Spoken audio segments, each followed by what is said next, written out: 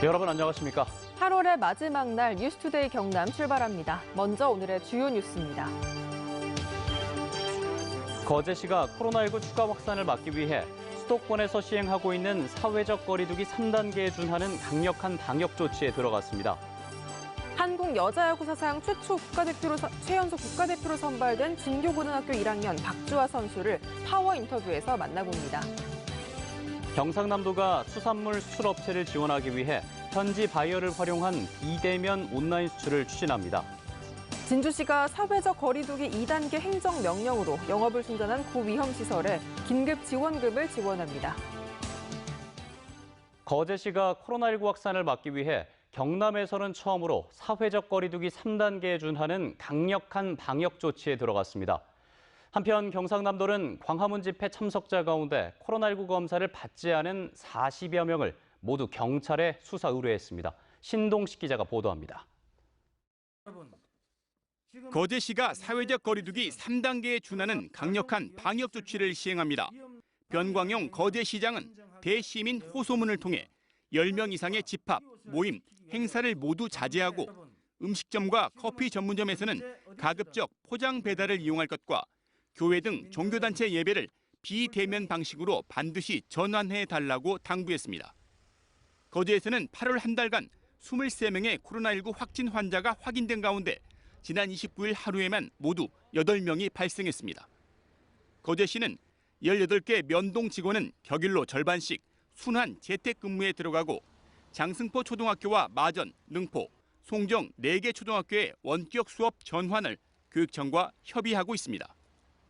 현재 우리 지역의 상황은 수도권에 비해 결코 양호하다 할 수 없을 것입니다. 지금의 확산세를 조기에 통제하지 못한다면 앞으로 더 이상 감당할 수 없는 상황을 맞게 될지도 모르기 때문입니다. 경남의 코로나19 추가 확진 환자는 1명이 발생했습니다. 창원 신월고등학교와 두산 공작기계, 거제 장승포 초등학교는 검사 결과 전원 음성으로 판정됐습니다. 경상남도는 광화문 집회 참석자 가운데 검사를 받지 않은 41명을 경찰에 수사 의뢰하고 신속하게 진단검사를 받도록 조치할 계획입니다. 다가오는 한 주도 가급적 지역 간 이동을 자제해 주시고 불가피하게 다녀오실 경우에는 마스크 쓰기, 손 소독과 손 씻기, 2m 이상 거리두기 등 핵심 방역 수칙을 꼭 지켜주시기를 당부드립니다. 경상남도는 가급적 외출과 야외 활동을 삼가고 대면 접촉 최소화와 사회적 거리두기와 방역 수칙을 지켜달라고 당부했습니다. MBC 뉴스 신동식입니다. 경남의 스포츠인들을 만나보는 파워 인터뷰 시간입니다. 대한민국 여자야구 사상 최연소 국가대표에 선발된 박주아 선수를 만나봤습니다. 이다슬 아나운서입니다. 네, 먼저 축하드립니다. 소감부터 한번 들어보고 싶어요.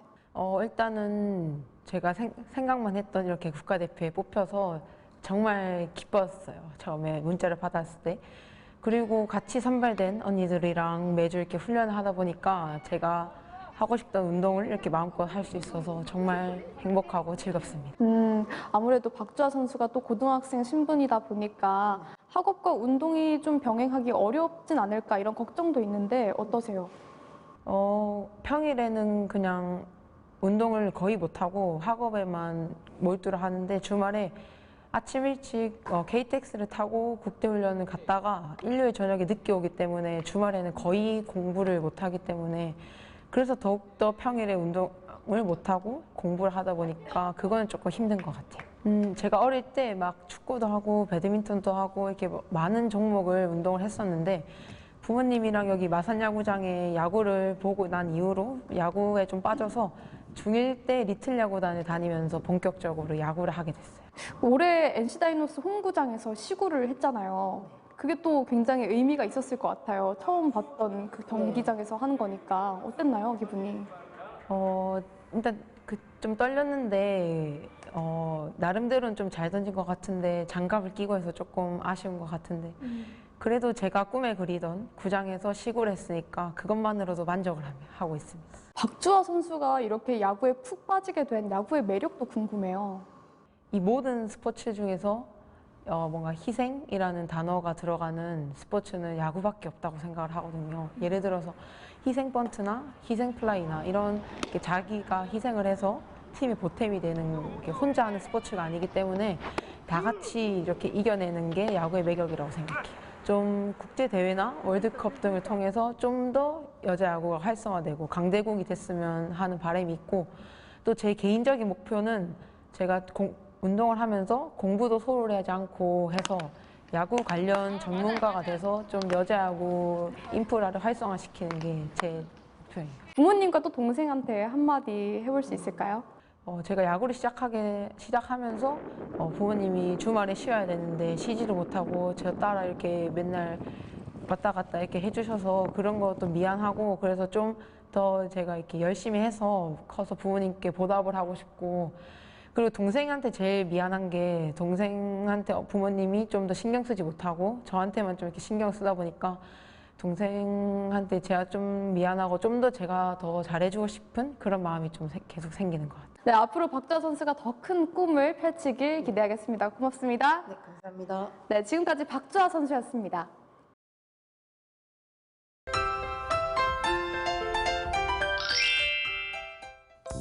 현재 경남 전 지역에는 폭염특보가 내려져 있습니다. 통영과 사천에는 폭염경보가, 그 밖에 경남 지역에는 폭염주의보가 발효 중인데요.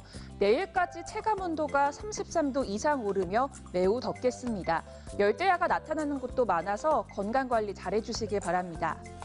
제9호 태풍 마이삭은 일본 오키나와 남쪽 해상에서 다가오고 있습니다. 모레 오후부터 태풍의 영향을 받으며 매우 강한 바람이 예상되는데요. 태풍의 이동 경로와 인접한 경남 남해안 지역은 최대 순간 풍속이 초속 40m 이상의 강풍이 불 것으로 예상돼 안전사고에 유의해 주시길 바랍니다. 위성의상 보시면 오늘 가끔 구름 많은 날씨를 보이겠습니다. 미세먼지 농도는 좋음 수준 보이면서 공기질 깨끗하겠습니다. 오늘 기온 어제보다 조금 떨어졌지만 여전히 평년 기온을 웃도는 날씨를 보입니다. 아침 기온부터 보시면 밀양 24도, 창원은 25도에서 시작하고요. 낮에는 창원 32도, 밀양 31도까지 오르겠습니다. 서부 지역 보시면 거창 23도, 진주 24도에서 시작합니다. 낮에는 진주 32도, 합천은 31도까지 오르겠습니다. 바다의 물결은 최고 4m까지 매우 높게 일겠습니다. 기온은 주 후반으로 갈수록 점점 떨어질 것으로 보이고요. 모레 수요일에는 태풍의 영향을 받아서 흐리고 비가 오겠습니다. 날씨 정보였습니다. 해외 직구를 비롯한 전자상거래가 활발하게 이루어지면서 이런 코로나 시국에도 항공화물 업계는 성장세를 보이고 있습니다. 그런데 이런 항공화물 기능을 거의 배제한 김해공항 확장안이 추진되고 있어 논란인데요. 국토부는 인천공항에 항공화물 수요를 다 몰아주고 김해 신공항엔 지금의 절반도 안 되는 규모의 화물터미널을 새로 짓겠다는 건데 이걸 두고 관문공항이라 부르고 있어 논란입니다. 황재실 기자입니다. 이른 새벽 인천국제공항. 전국에서 모인 짐이 차곡차곡 실립니다. 반도체와 통신기기 등 감나가는 항공화물들입니다. 인천이 처리하는 항공화물은 연간 300만 톤에 육박합니다. 세계 4위권. 우리나라 항공화물의 99%가 인천 한 곳에 모이는 집적 효과 덕분입니다. 특히 코로나 사태에도 불구하고 올 상반기 세계 상위 5개 공항 가운데 가장 큰 폭의 성장세를 기록했습니다. 하지만 수익을 내는 환적 화물의 경우 99% 중국에 국한돼 있습니다. 지금 인천공항에 독점되어 있는, 집중되어 있는 것은 뭐냐 하면 중국 향발 화물이에요. 어쩔 수 없이 지리적인 환경이 중국 위주로 재편될 수밖에 없어요. 항공화물 수요는 코로나 변수가 사라진다 해도 해외 직구 등 전자상거래 시장 확대로 증가할 수밖에 없다는 게 업계 전망입니다. 하지만 수출입 화물과 환적 화물을 독식하는 인천은 이미 포화 상태에 접어들었습니다. 지금 현재 더 이상의 캐파를 창출시킬 수 있는 여유가 없어요. 자, 그런데 앞으로 이 항공화물이나 CNA 화물이 증가할 게 눈으로 보이고 있는데 이런 것들을 원포트 때문에, 원에어포트 정책 때문에 놔둘 수 있는 건 아니거든요. 그래도 정부는 인천 독점 구조를 고수하고 있습니다. 국토부가 추진 중인 김해공항 확장안은 화물 기능이 거의 배제돼 있습니다. 현재 화물터미널의 절반 크기로 축소해 놨습니다. 부산이 항만과 공항을 연결하는 복합 운송 체계에 세계적인 경쟁력을 갖춘 점을 전혀 고려하지 않았습니다. 뭐 인천 외국 한 곳만 하면 된다고 자꾸 그렇게 주장을 할 거는 결코 아니라는 거예요. 이건 새로운 수요예요. 다른 거 뺏어오는 게 아니고 다른 나라의 공항에 화물을 뺏어온다라고 하면 일리가 있는 거예요. 국제공항의 핵심적인 수익 구조인 화물이 쏙 빠진 김해 신공항. 정부가 주장하는 관문공항의 실체입니다.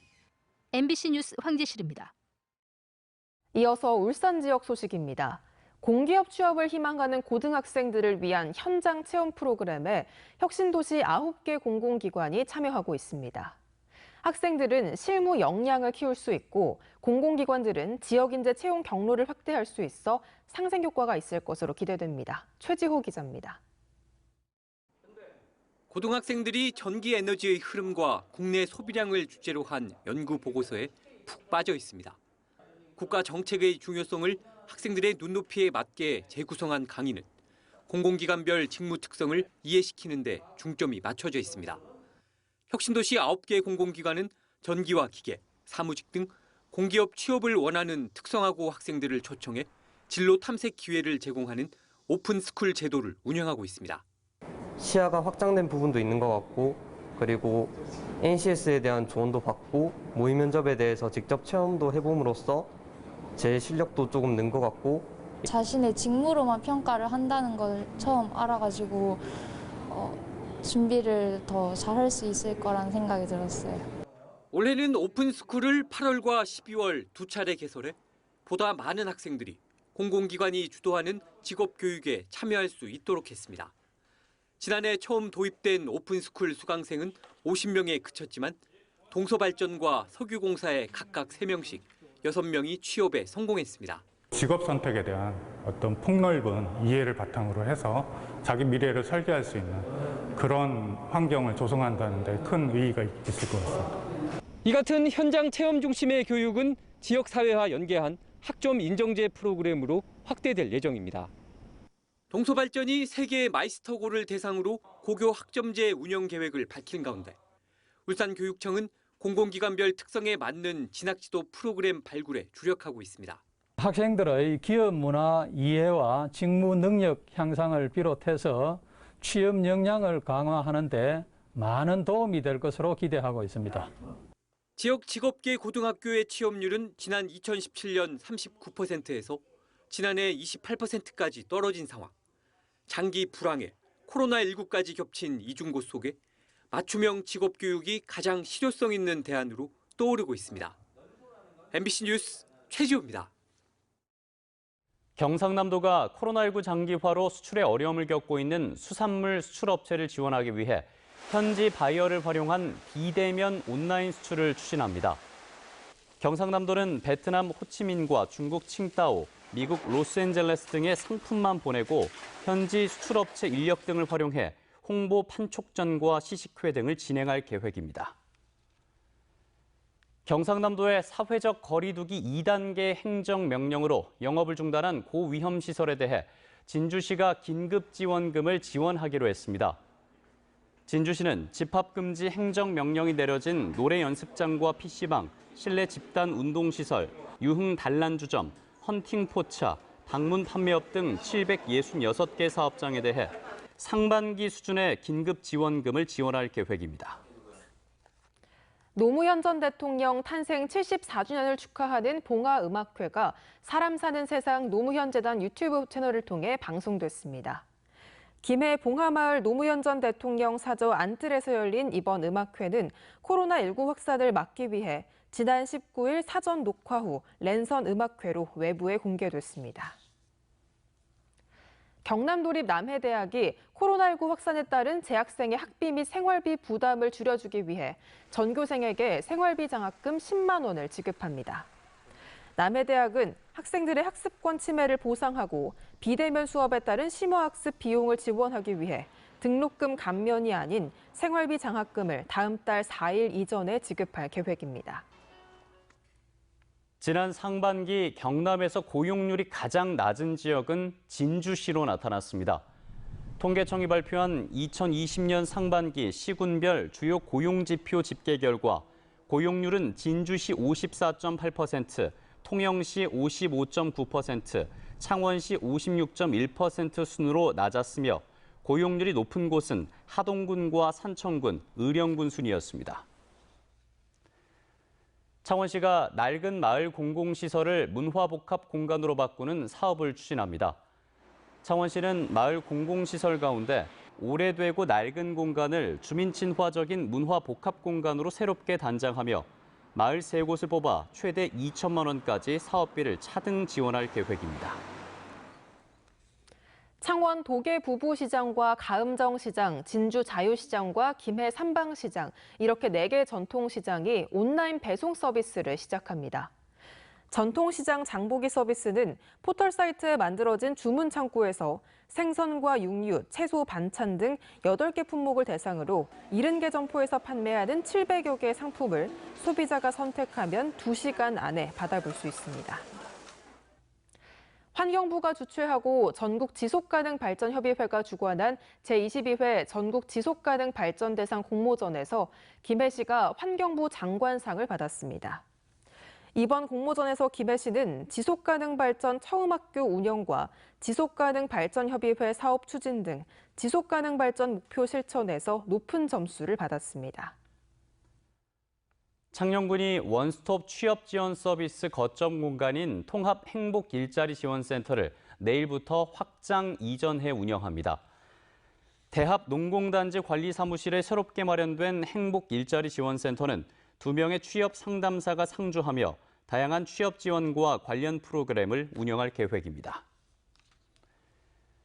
고성군이 고성읍 전통시장 인근에 오래된 회화나무를 보존하자는 상인회와 지역 주민들의 의견을 받아들여 주차장 조성 면적을 줄이기로 결정했습니다. 고성군은 공룡시장 주변 건물을 철거해 당초 68면의 주차장을 만들려고 했지만 회화나무를 살리기로 결정하면서 주차면은 5면에서 최고 8면이 줄어들 것으로 예상됐습니다. 합천군이 상하수도 단수와 복구 등 긴급 상황에 대해 주민들에게 문자 알림 서비스를 제공합니다.